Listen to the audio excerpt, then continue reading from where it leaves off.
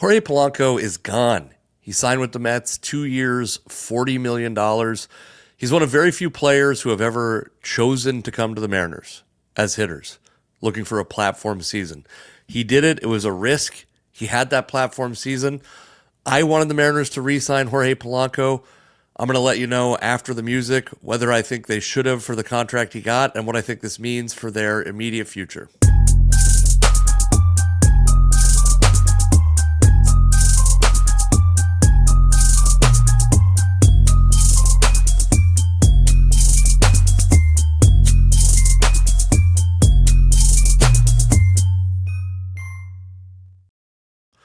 When the Mariners traded for Jorge Polanco, I was cautiously optimistic. The front office had apparently been pursuing him for several years, and he was a guy who'd been pretty good in Minnesota and had mostly been pretty healthy, by the way. He had one injury that extended into 2 seasons, but prior to that, he had been pretty healthy. That obviously wasn't the case with the Mariners. He missed large chunks of the 2024 season and had weird kind of injury implications in the 2025 season. Never really got to be that everyday third baseman that the Mariners wanted him to be when they signed him. Ended up playing towards the end of his time in Seattle, playing a lot of second base and contributing in the field, but largely in 2025, maybe the best season of his career, he was a DH. And this offseason, Polanco was one of the main flex points for the Mariners. Do they sign Josh Naylor? That was number one. Number two is, if they don't sign Josh Naylor, does that mean they sign Jorge Polanco to play first base? Does that mean that Jorge Polanco's out? It's like a big decision point for the Mariners. And we started to hear rumblings that Polanco was going to sign like during or slightly after the winter meetings. He wanted to have a deal in place in the winter meetings. And a lot of people kind of thought that would be the Mariners. I was hoping it would be. I like Jorge Polanco. I think he's got a lot left in the tank.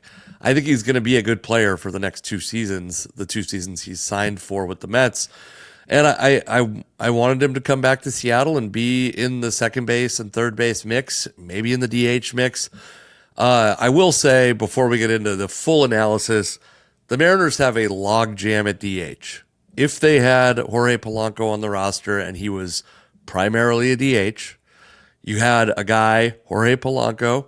You had another guy, Randy Arozarena, who probably should be primarily a DH. And I have a video recorded that I'll probably redo because I didn't like how it came out necessarily. But the Mariners don't have a great spot for J.P. Crawford at this point. He's a very bad defensive shortstop. And he probably profiles as a guy who should be moving towards DH at this point in his career. And he was a very good hitter last year. He would have been a justifiable DH. But not having Jorge Polanco, one of the positives is the Mariners don't have a guy who's a DH only or may spend part of next year, if he's injured, banged up a little bit, being a DH only. So that's one of the positives. Jorge Polanco signed with the Mets for 2 years, $40 million. I think that I said the maximum I would have been happy with the Mariners signing Polanco for was 3 years, $42 million. So this is more money than I would have wanted the Mariners to spend on Jorge Polanco. It's one of those deals where it's like, yes, Polanco's gone, and we can all, freak out about it now. There's a lot of revisionist history on how people feel about Jorge Polanco because I think people kind of assumed the Mariners would have an easier time bringing him back. I did too, frankly. Like I didn't think he was going to get a $20 million annual average value contract, but for the money he got, you kind of got to treat it like you're like an employer would an employee who's moving on to greener pastures. Happy he got that money. Happy for Jorge Polanco. He's going to go to New York where they want him to be a first base DH type. They want him to be part of what replaces Pete Alonso, who just signed with the Baltimore Orioles. And, yes, let him do that. Great for Jorge Polanco. And great for the Mariners to not spend $20 million annually on Jorge Polanco. I will say it leaves them with some problems because there's not a lot left on the market of true third baseman or second baseman. The two guys, and I might be missing someone, but the two guys who are like true third base or middle infielders that I saw in like the Major League Baseball trade rumors top 50 prospects or there's 3 guys, I guess. There's Alex Bregman, there is Geno Suarez, and there's Ha-Seong Kim. And then there's the two Japanese guys who there's a lot of question marks about whether or not they're going to be able to stick at third base. Munetaka Murakami is the younger of the two and a guy that profiles. I'm gonna give you a good profile for him. I think he's somewhere in the Adam Dunn, Joey Gallo category. He's a third baseman in Japan, a guy who has played primarily third base in Japan, but whose defense doesn't seem like it's going to necessarily translate to be able to play third base effectively. And the Mariners have a defensive problem. The Mariners were a very bad defensive team last year statistically, and it's not going to get better if you put slow-moving, slow-footed, bad gloves at third base. It's not going to get better. And like many people have noted, if their infield defense isn't very good, it starts to negate some of the value of the Jose Ferrer trade. So I like the idea of a 26-year-old guy with 80 grade power being signed by the Mariners. I like the idea of them kind of breaking the seal on Japanese players. They haven't had many Japanese players in several years, and there's starting to be an influx of Japanese players every year that are very good. But I don't know if Munetaka Murakami or Kazuma Akamoto are going to be, by the way, just crushed those pronunciations. Just crushed them. I don't know if either of those guys are Major League Baseball third baseman. Murakami, the bat is strong enough that if you can get him on the right deal, I believe I saw the expected deal on Major League Baseball trade rumors was like 8 years, $180 million. I'm scared of that deal. I'm scared of that deal because of those comps that I made. Joey Gallo, Adam Dunn, if you go look at their age 26 through 30 seasons and then look at the seasons beyond that, I mean, Gallo wasn't good through those seasons. And Dunn was like up and down, and then it fell apart after age 30. I'm scared of those years. If you don't know those two players very well, Murakami is like a three true outcomes guy. High power. And high power output and production, a lot of walks, a lot of strikeouts. And the strikeouts probably aren't going to get better coming to a more competitive game, a higher talent pool game in the U.S. So I don't think those guys are obvious that you could slot them in and have them be your everyday third baseman long term. Alex Bregman obviously has a reputation of being both a very good hitter and a very good defensive third baseman. He came up, I believe, he was at LSU. I think he was a shortstop, and then because he played in the same system or in the same system, and then the major league team was Carlos Correa, he ends up moving over to third base. But he's a guy that's just like reputedly and production-wise a very good defender. And then Gino Suarez is your other third base option, and we know what Gino Suarez is.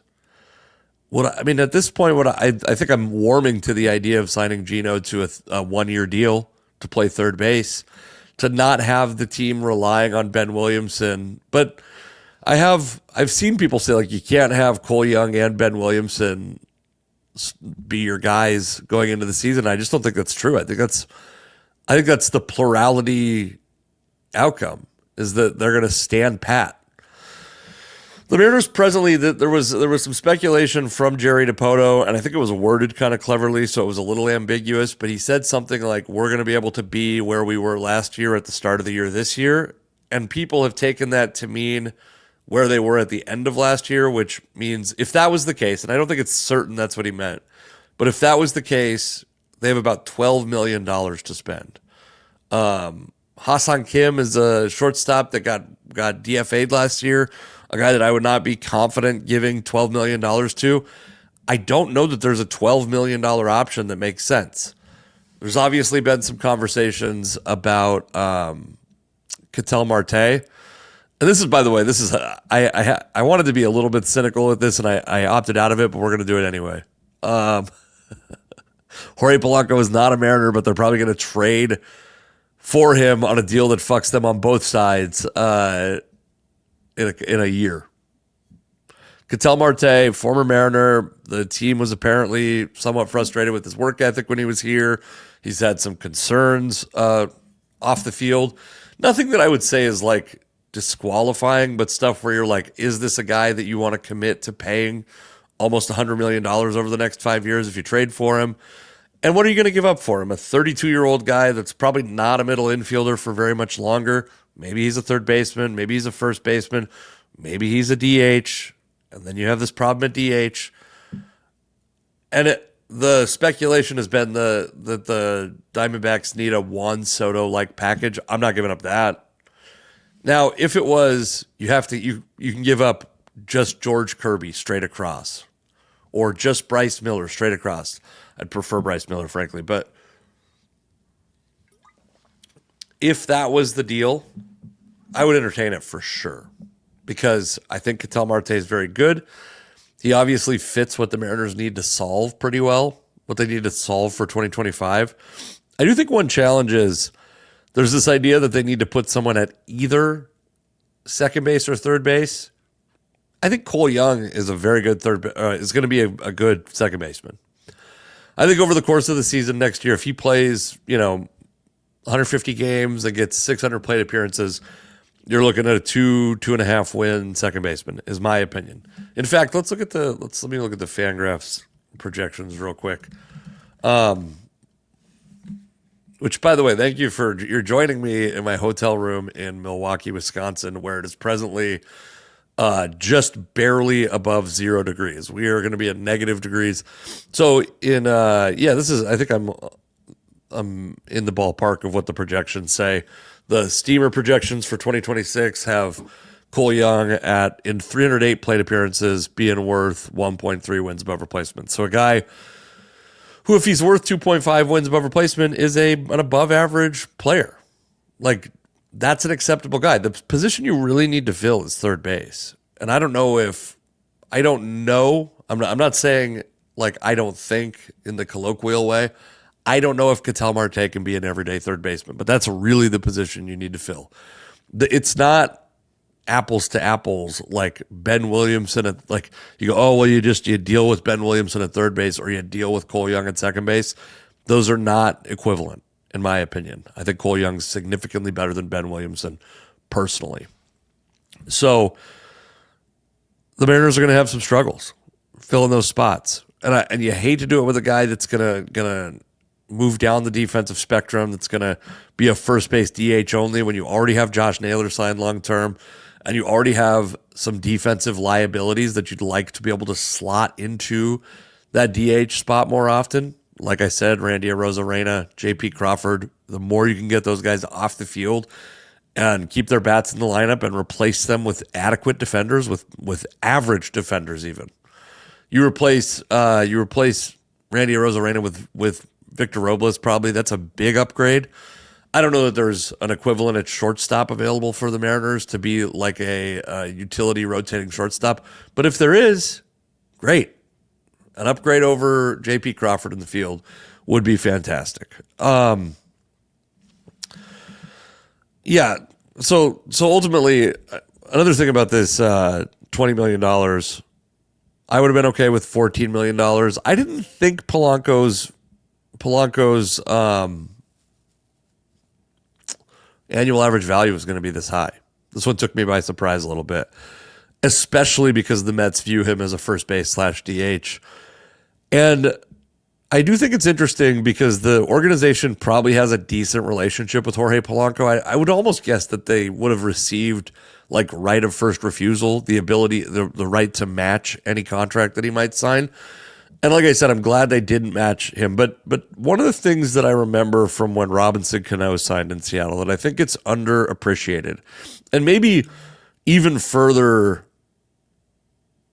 demonstrates how hard it is to convince a hitter to come to Seattle when they are not an end of career hitter, is there's no state income tax in Washington State. There's no city income tax is there? I don't think there's a city income tax in Seattle, right? And however you feel about it, New York gets taxed out their ass. So this $20 million would be like making 23, 24 in Seattle potentially. With maybe in Cano's case, he was represented by Jay-Z, and they would say stuff like, well, he's got all this endorsement potential in New York that the Mariners are going to have to they're going to have to compensate for. It's not true of Jorge Polanco, I don't think. So I don't know what the Mariners' final offer was to Polanco, but you have to imagine that if it was $18 million, his agent will be smart enough to say you're going to make the same amount of money playing in Seattle as you would making $20 million in New York potentially. Yeah, and it's unfortunate. I wouldn't have wanted the Mariners to pay that much. Said it about 14 times. The Mariners have also said they're not going to trade from their rotation. Some of that, maybe, I mean, obviously all that stuff can change if the right offer comes along. Maybe there's not a ton of interest in Luis Castillo. I think Luis Castillo is still a pretty good pitcher. So I would hate to see the Mariners just trade him for a straight salary dump. But if that's what it was going to be, then yeah, ride it out with those same five.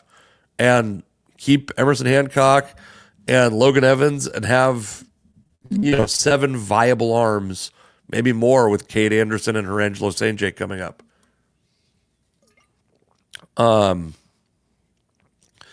So yeah, I mean, now the Mariners have to, they're in a position, they're going to have to be creative at those spots. How do you feel? Please put in the comments. How do you feel about Cole Young, about how early they should call up Colt Emerson, about this roster and what they're going to do in the middle infield? Because you'd like to see them get better defensively. I hate the idea of using trades as a primary talent acquisition function.